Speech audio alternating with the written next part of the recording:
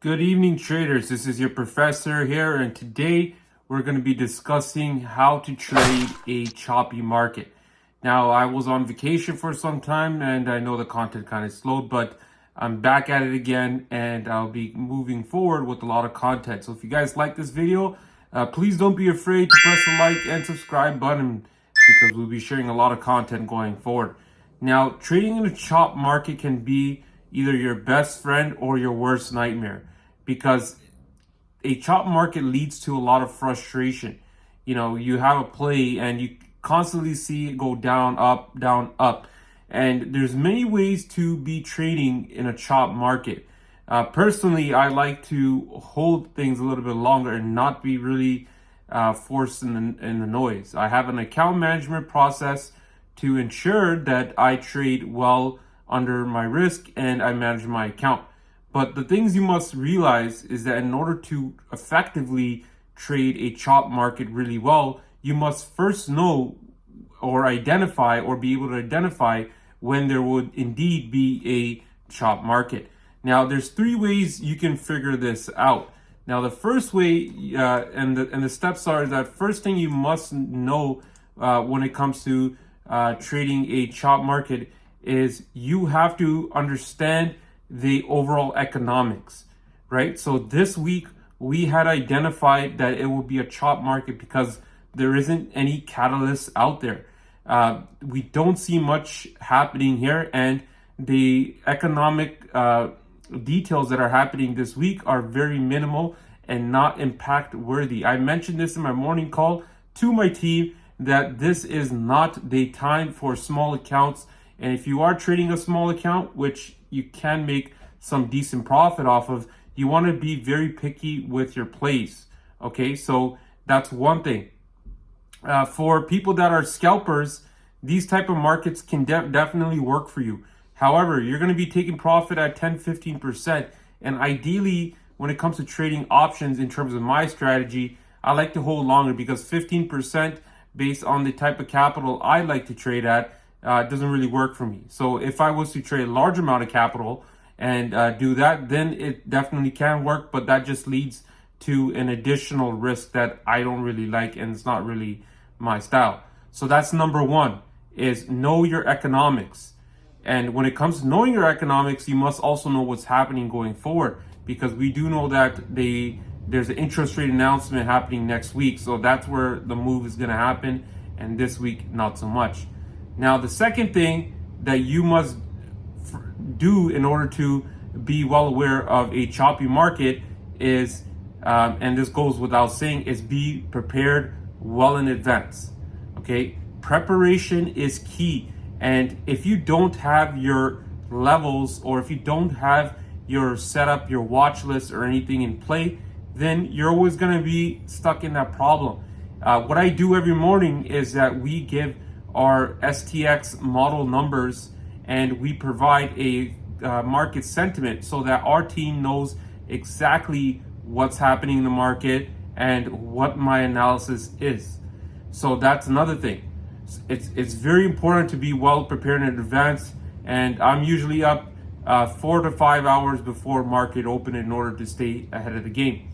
Now, the third thing here is monitor your heat map. So the heat map is one of your best friends, and definitely the heat map tells you which sectors are bullish, which sectors are bearish. And when you tie the two and get that understanding, okay, if techs are bullish and banks are weak, they kind of counter each other out, even though they don't have the same weighting. It comes also down to the degree at how much each sector is moving. So if we see techs are pretty much up, 1%, and let's just say banks are down 2-3%, then that's going to cancel each other out, and that's going to lead to a choppy market.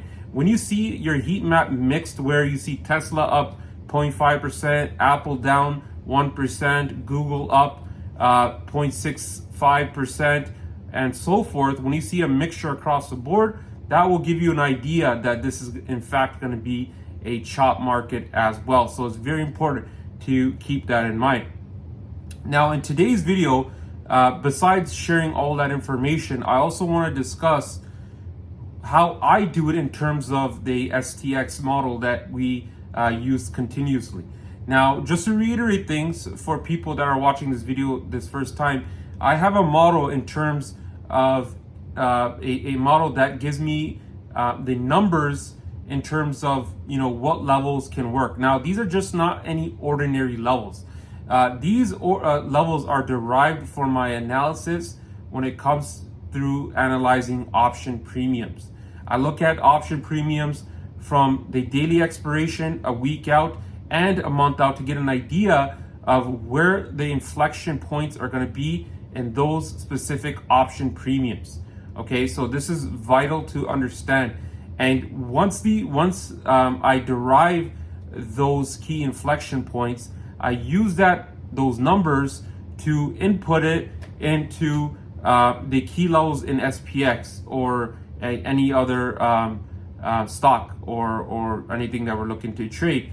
Because once I have those numbers, I'm able to identify what the following levels are meant to be. Now, if you guys seen my tweets from yesterday, you will know that my STX model, level 1 bearish, which basically is the gatekeeper towards the downside level, that was the low of the day yesterday, and my level 1 bullish was the top of the day, which meant that the market remained in range. In today's event, when we look over the charts, we see that our STX model said that level 1 bullish was in fact at 42.90. Okay, so level 1 bullish, what that means again is that that's a gatekeeper, meaning that if the market does not break above that key inflection point, it's going to be harder for the market to move higher going forward. So it's over there, just over there, and it's important to kind of see that, okay, because when you know that that is a gatekeeping level, not only is it just a level, you have a meaning behind it and you understand exactly what it means. And the second thing here is what the STX model that really helps us identify is the fact that we know what the second inflection point is, which is level 2. Now, these work on both sides, so level 2 bullish or bearish. So level 2 bullish was in fact at 4,300. So if the market hit this 4,300, then we know that the trend is there, and most likely we want to focus our play style towards the upside.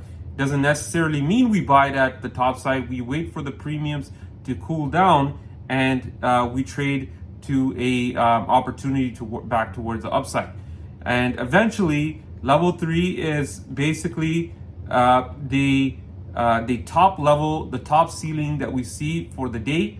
Sometimes there's a level 4 on either side, and that usually can be if there is a major economic event such as the FOMC meeting or whatever the case might be, or if there's more volatility. If there's more volatility in the market, let's say you see a 2% down day, and you're likely to see a level 4, because that means that the market can start to pick up at a higher pace. We see a higher range. Okay, so because we did not see a level 1 bullish today, I knew today was going to be a very, very choppy day. Couldn't break above, so I didn't play any SPX. I'm pretty much bag holding some trades here, and I'm playing very light because I do know that this is a chop market. But the team, as long as they have the guidance and everyone plays toward their play style that works for them, it can definitely work out in your favor. And the market did not hit this level 1 bearish at all, right? So many times what happens is that if the market is chopping and you hit this level 1 bearish, it gives a good opportunity to play a bounce if you think the market's going to hold. If you don't think the market's going to hold, then definitely this is a good opportunity to realize that, hey, should I jump in or not? Now, besides all of that, another good tool you can use, I understand that, that's part of my model and you guys may not have access to it if you're not part of the community, but another good tool that you can use actually to help you out for a choppy market is use this tool called a Darvas box. Now, the Darvas box is one of my favorite tools here. You see it over here with these little green bars here and this red bar over here. So pretty much these Darvas boxes are best for scalpers. Now, scalpers can use this information. It's available on TradingView. All you have to do is search for the ticker is Darvas, DARVAS, and you will find this ticker. You can use it on a variety of time frames. You can do it on 5 to 10, whatever that works. But I recommend doing it on a 5 because I think that works better, especially when it comes to SPX. But the whole process on this here is that the Darvas box, if you're looking at a 5-minute chart, finds you the support at 5 minutes. So if, let's just say, you are seeing our candlestick right at open and it's over here, and these are not just implanted there before it actually happens. So these are always going to be there, right? So this here recognized that this 42.65 would be a short-term bounce, and definitely if you played that, you had the opportunity to make a quick buck here. And these other levels, so let's just say if you have 42.65, the next Darva box over here would say that 42.70. So you would have made 5 points off SPX if you had sold it at that point. But these Darva boxes are definitely short-term ranges, and you're mainly looking for 15 to 20%, maybe even 30. Sometimes, if you're lucky, even 30%. But these are mainly for quick scalpers. If you guys are looking at that, usually when you're trading these Darva boxes, you do not want to go very far out of the money because that will kind of mess you guys up. Now, I will talk about the Darvas box in more detail with greater examples moving forward. But overall, these are the tools on what I use to utilize a choppy market, and I hope you guys enjoyed this quick little video of this, because this week is going to be a choppy market, and I want to make sure that you guys have the knowledge, information, and the guidance to be well aware of that. Next week, things are going to be interesting, so stay tuned. This week, I'm going to be bombarding a lot of content, and I'll be sharing a lot of information for you guys.